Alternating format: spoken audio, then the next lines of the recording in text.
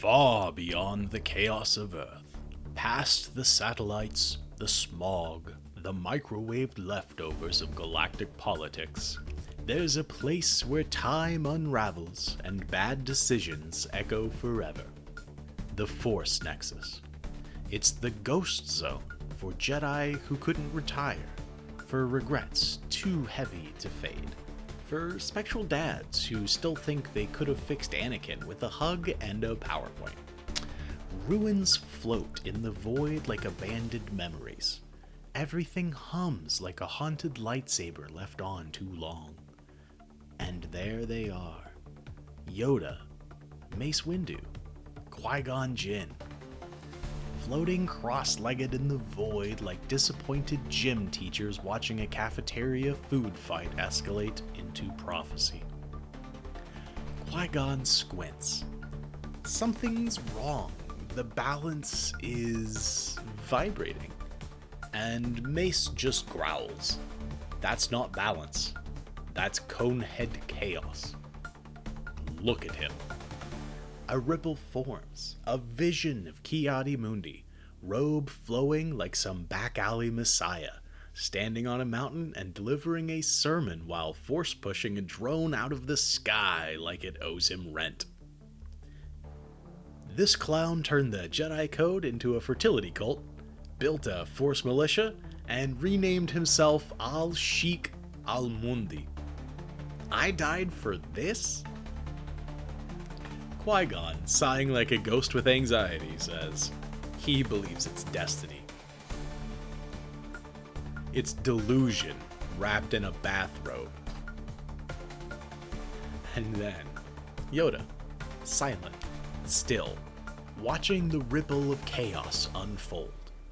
His ears twitch, his eyes narrow, and he finally speaks. Ruined it is. Intervene. We must. The Nexus shudders. The stars dim. The Force ripples like someone just dropped a toaster into the cosmic hot tub. And then, boom. Out there in the ether, a new light appears. Blazing, tumbling, glowing with just enough drama to say, I'm important. An asteroid. Veined with crystal. Trailing raw destiny like a comet that did too much ayahuasca. And there it is, the loophole. No cloning labs, no rogue scientists, just pure cosmic loophole bullshit.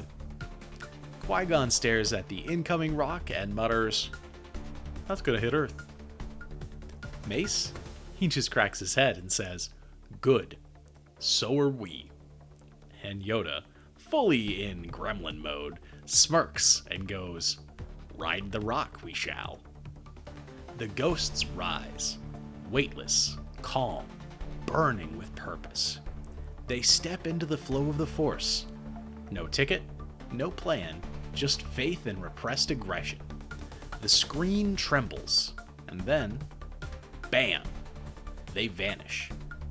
3 streaks of soul fire, streaming through space like lightning made of vengeance and bad ideas, headed straight for Earth.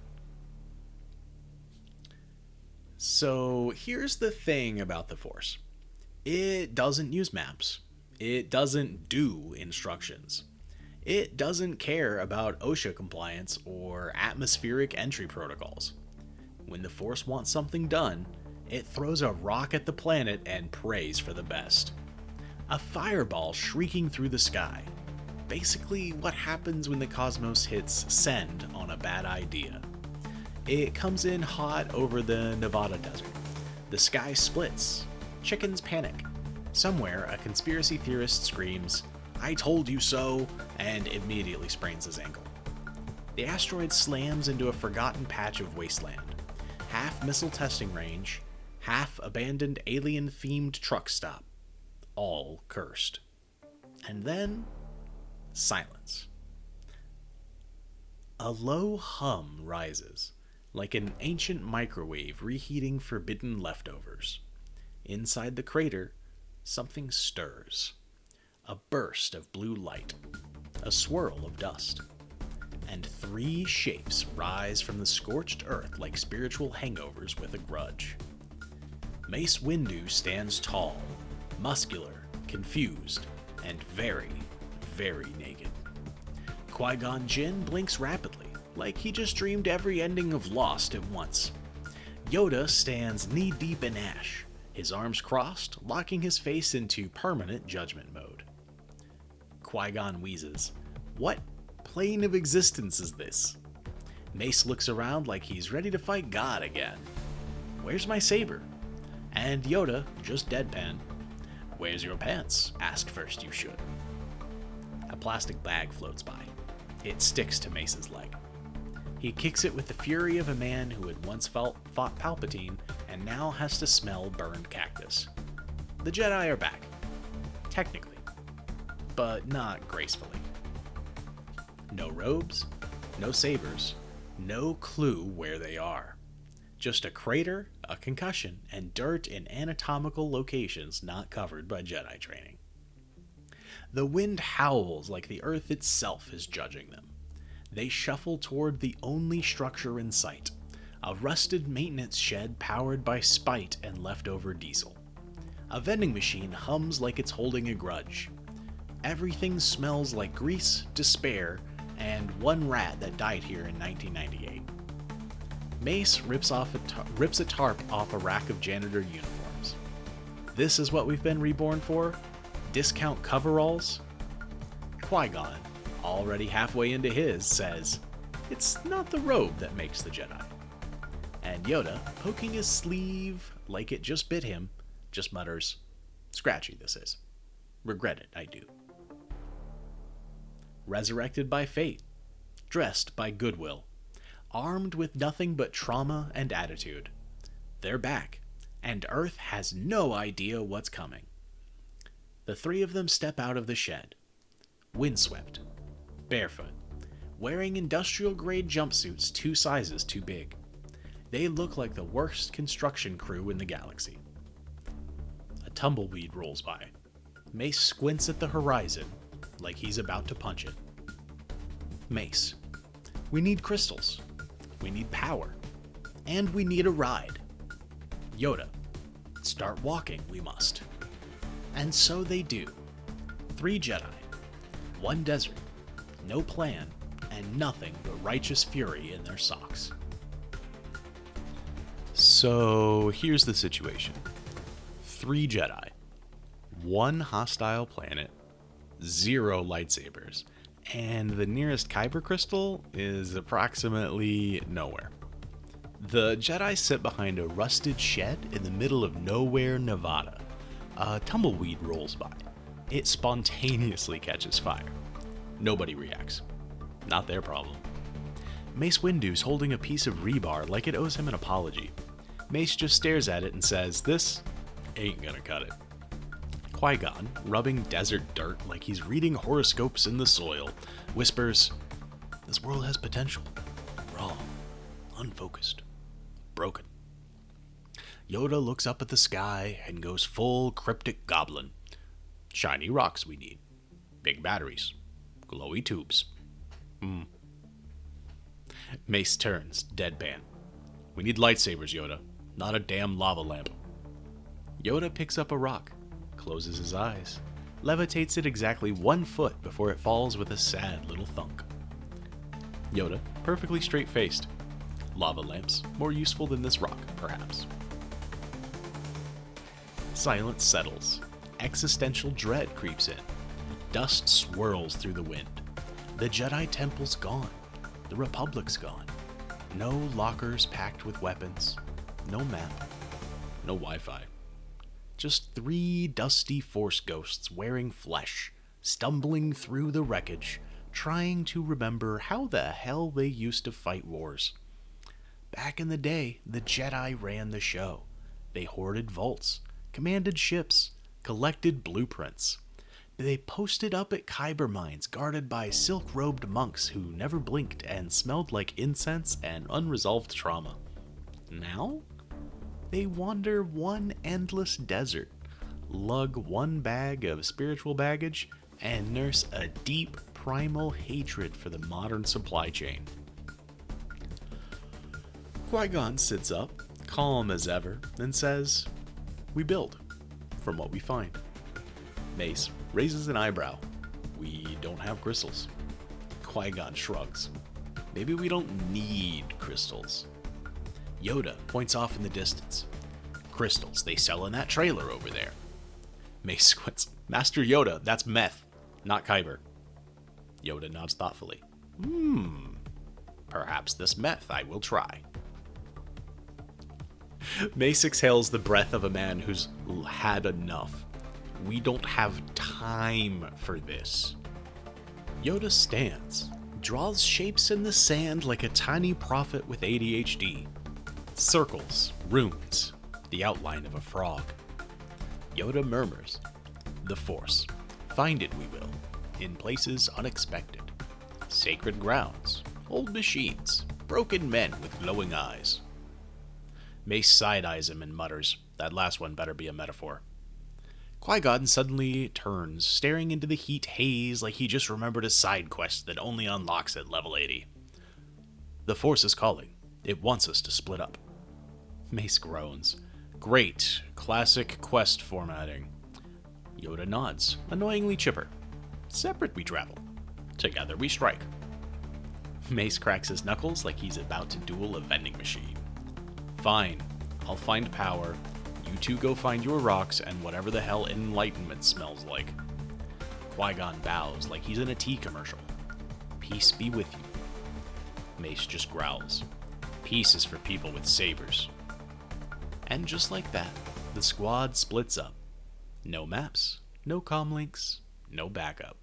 Just raw instinct, ancient mysticism, and blind faith in a cosmic energy field that clearly thinks this is hilarious. Yoda stands on the side of the road, hitchhiking next to a wooden crate marked, "Live frogs, do not open." Mace climbs onto a Greyhound bus like he's heading into combat against boredom itself, cursing under his breath, "Why, it is always the damn Greyhound." Qui-Gon climbs into the back of a yak cart. Yes, a yak cart. In the middle of Nevada. How did it get there?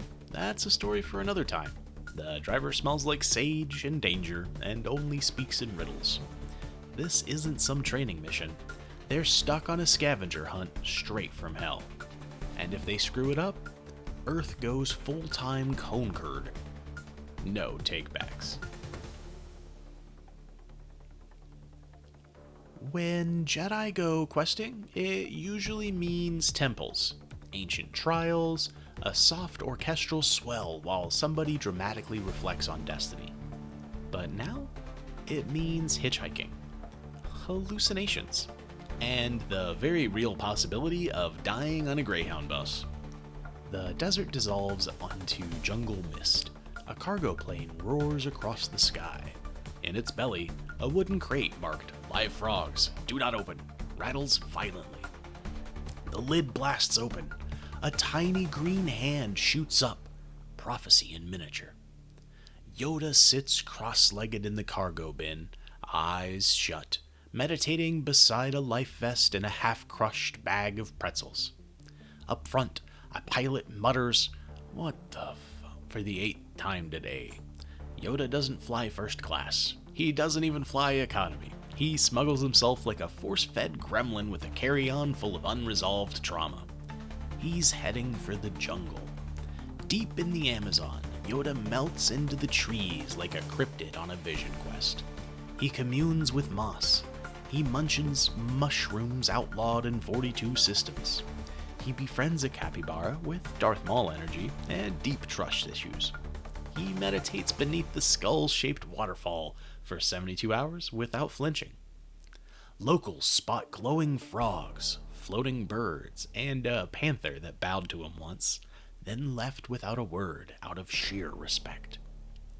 Yoda finally steps out of the jungle, wrapped in vines, holding a tiny glowing crystal that hums like destiny DJing a forest rave. He smells like enlightenment and mold. A Greyhound bus grinds through the endless void that is Nebraska. Mace Windu slumps in the back seat, arms crossed, eyes empty. A baby cries, just like the younglings at the temple. A woman unwraps a tuna sandwich, and the bus instantly smells like a Mon Calamari fish market. Something inside Mace snaps. He gives up on humanity in real time. Why the fuck is the Force sending me to Nebraska? Hours pass. Dust chokes the air. Silence stretches too long. Regret kicks in. Mace stomps down a dirt road with pure murder in his posture. And then he spots it. A corn maze. Wild. Overgrown. From the sky, it forms the unmistakable shape of Yoda's face. Mace stares at the corn maze, unimpressed. Why, Yoda? What, the Force couldn't send a message without using produce? Dead center, a glowing silo thrums with static and bad vibes. Most Jedi find temples carved into ancient cliffs. Mace gets corn. He steps into the maze. The corn whispers. Literally. He glares at it like it owes him money. Inside the silo, rusted consoles pulse with forgotten tech. A farmer sits cross-legged in the dark, glowing faintly like a possessed Cracker Barrel mascot. The farmer doesn't flinch, just mutters, "Balance restored. $5 for diesel." Mace squints. What? The farmer shrugs. You want it or not? Mace digs into a jumpsuit pocket that definitely wasn't there before, pulls out a crumpled 5, tosses it at him, and he grabs the power core and walks out without a word. I fucking hate Nebraska. Boots crunch across fresh snow as Qui-Gon Jinn climbs into the mountains. Wind cuts through the air. Snowcaps gleam. A monastery clings to the edge of forever. Qui-Gon walks barefoot, draped in a borrowed cloak, teetering between becoming one with the Force and desperately needing a nap. He's never followed rules. Now he follows the Force, picking up passive-aggressive breadcrumbs it keeps tossing at him with zero context. He sips tea with a man who blinks once every 2 hours. He plays chess with a spirit who absolutely cheats. He earns a spiritual slap from a child oracle who declares, "You need therapy," and a rock. By day 4, they hand him a glowing bowl of something highly unregulated and tell him to follow Sergio. Sergio, a llama, wears ceremonial beads and speaks fluent Chill. He leads Qui-Gon into a cave pulsing with Force energy and vague cosmic warnings. Sergio stops and says, "The saber is within, but also, under that rock over there." Qui-Gon bows. "Thank you." Sergio grins. "No problem, man." Qui-Gon leaves the cave with a pouch of Force-charged sand. It hums with prophecy, anxiety, and possibly mild radiation. Yoda slips his crystal into a leather pouch and melts into the jungle fog like a forest gremlin wrapped in plot armor. Mace hauls the power core down a lonely highway, muttering, "Never again," like destiny and agriculture personally wronged him. Qui-Gon rides a yak down the mountainside, cloak billowing, eyes distant.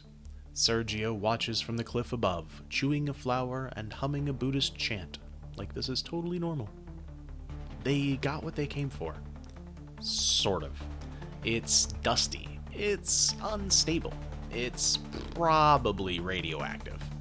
But it's theirs. The screen fades to black as 3 dots of light move slowly across Earth, converging like fate with a hangover. And remember, in a galaxy of endless possibilities, the dumbest timeline is always the most fun. Coneheads. Clones. Cults. This has been Canon Chaos. We'll see you next time, assuming we're not on a watch list.